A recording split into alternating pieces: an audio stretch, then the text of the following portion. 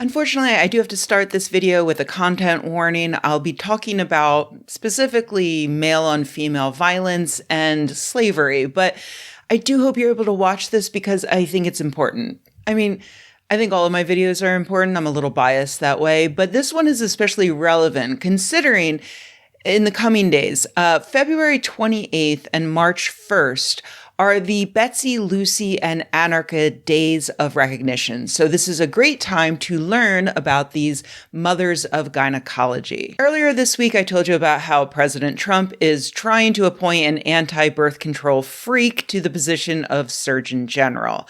Shortly thereafter, my friend Dr. Kaveh Hoda invited me to join him on an episode of his podcast, House of Pod, to talk about how the patriarchy impacts women's health.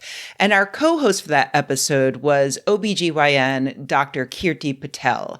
The show should be out on Tuesday, so I highly recommend you subscribe to the House of Pod on the podcast app of your choice if you want to make sure that you get that when it comes out.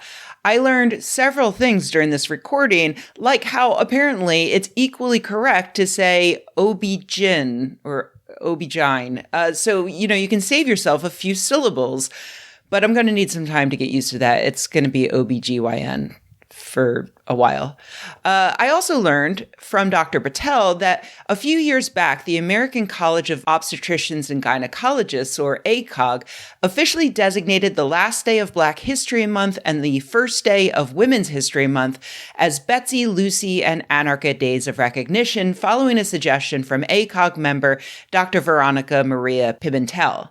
And while I vaguely knew these women's stories, I would not have been able to name them offhand. So I wanted to share it with you here in order to properly remember them. Betsy, Lucy, and Anarcha were three enslaved girls in Alabama who, in the mid-1800s, were surgically experimented upon by J. Marion Sims, one of the most famous and celebrated physicians of his time.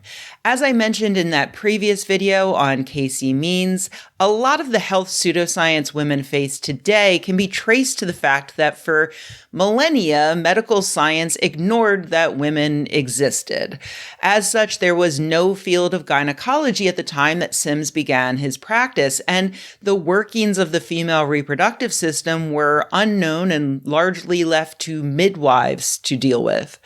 As such, Sims' work led to him performing some of the first successful vaginal surgeries. He developed catheters and speculums that are still used today, and he established the first women's hospital in the United States. He was so famous, even Europeans knew him. He was wealthy as shit, and he even served as the president of the American Medical Association. Statues in his honor have been erected in New York, where he set up that women's hospital, and in Alabama, where he spent the majority of his early career. He was widely considered the father of gynecology. That work is obviously incredibly important, but like a lot of early heroes of medicine, Sims was a monster. You see, he was a Southern boy who saw slaves as less. He believed that Black people had a higher pain tolerance than white people, a belief that is actually disgustingly common even today. And so he decided to try his earliest surgeries on enslaved girls, buying or renting them, at least 10 of them, to experiment upon, with only 3 of them named by him. He mentioned them in his autobiography, The Story of My Life. They were Betsy, Lucy, and Anarcha. Anarcha is the only one he gave a last name to, Westcott, which has allowed intrepid investigators to track down more information about her, but we still don't really know a whole lot. These girls, who were teenagers, Anarcha may have been as young as 13 at the time, were brought to Sims after experiencing prolonged childbirth, resulting in vesicovaginal and rectovaginal fistulas, which are debilitating conditions in which the tissue between the vagina and the bladder, or the rectum, is torn, leading to urine or feces leaking through. This was a fairly common condition in enslaved girls because they did not receive proper care or nutrition throughout their pregnancies. Sims operated on these girls with no anesthesia, which had recently been put into practice, but he claimed later that he didn't know it was an option at that time. He did not later operate on any white women without offering them anesthesia first.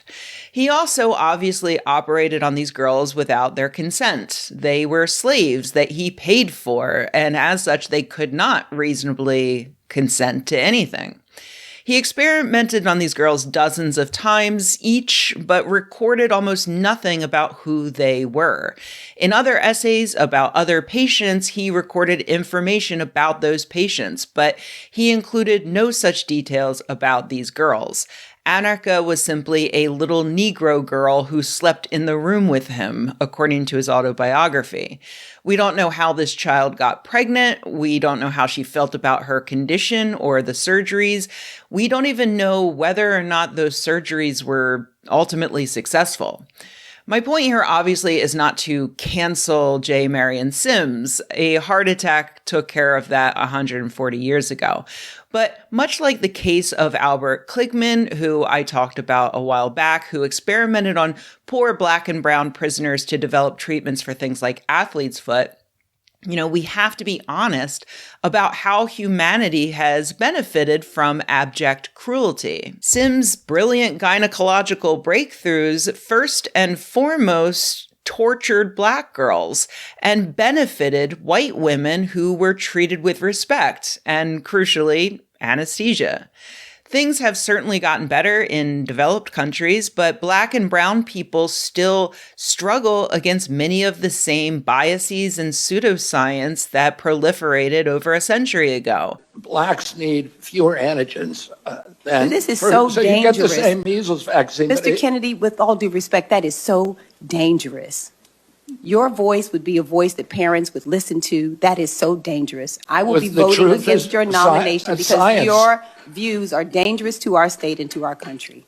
I mean, do you think science is dangerous, Senator? And while these fistulas are relatively rare in the United States today, they are quite common in the global South, where mostly Black and brown people do not have access to the same level of prenatal care that we have here.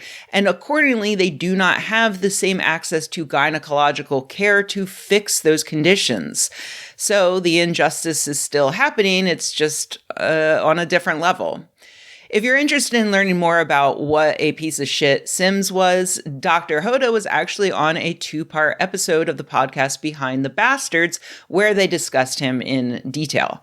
If you'd like to learn more about the girls who are now considered the mothers of gynecology, there's a documentary called Remembering Anarcha, available on streaming networks, and a book by J.C. Hallman titled Say Anarcha, A Young Woman, a Devious Surgeon, and the Harrowing Birth of Modern Women's Health. There's also a really cool sculpture in Montgomery, Alabama by artist Michelle Browder, which is made of donated welded metal objects. Montgomery, Alabama.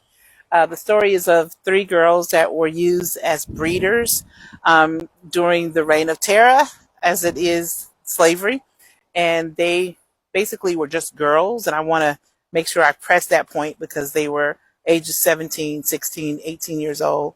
And you can't even argue consent because they were enslaved right here in Montgomery, Alabama. One was from Macon County and the other was from Lowndes County, which is notable for Selma and Tuskegee.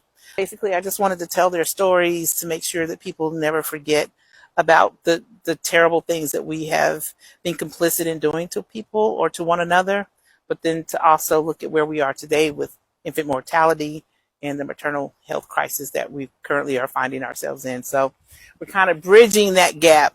And in that, it's a call of action to what do we do or what can we do to stop this crisis. So it's really all up to all of us to be more proactive and to use whatever tool that we have to make sure that we amplify the voices of those that have been forgotten. We're here Wednesday through Sunday. They can come and visit Wednesday through Sunday. If it's during a weekday when we're not here, call, make an appointment. But for the most part, they are always here ready to receive you.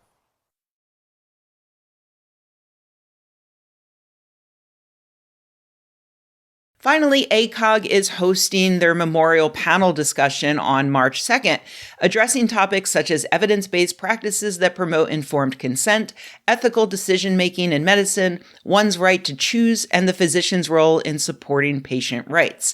You can watch it online, and you can also check out past year's contributions. So, here's to Black History Month and Women's History Month and our continued remembrance of these important historical figures during a time when the racists and the misogynists are futilely attempting to get us to forget them.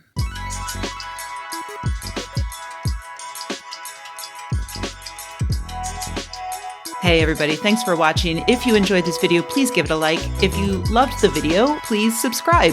And if you think the world could use more videos like this and you happen to have a few bucks laying around, head to patreon.com/Rebecca and join an awesome community of nerds like the people whose names you see on the screen right now.